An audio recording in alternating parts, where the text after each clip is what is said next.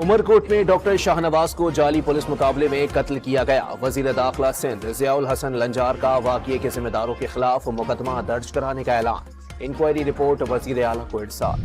बानी पीटीआई का परसों रावलपिंडी में जलसा मनसूख करने और भरपूर एहतजाज का ऐलान। पार्टी रहनुमाओं को एस्टेब्लिशमेंट से मुज़ाकरात करने से रोक दिया।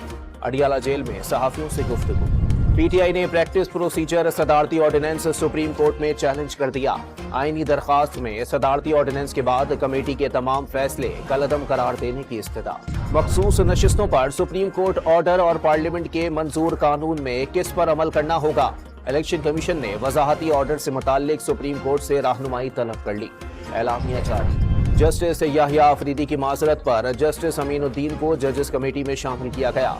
जस्टिस मंसूर कानून के तहत इस सिलसिले में सवाल नहीं उठा सकते।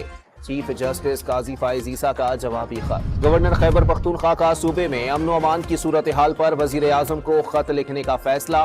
मालम जब्बा में सिफारतकारों पर हमला सूबाई हुकूमत की गफलत का नतीजा करार। हुर्रियत क़यादत ने मकबूजा कश्मीर के ढोंग इंतखाबात मुस्तरद कर दिए। मिशाल मलिक ने मकबूजा कश्मीर के इंतखाबात को अक़वाम मुत्तहिदा की करारदादों के मनाफी करार दे दी।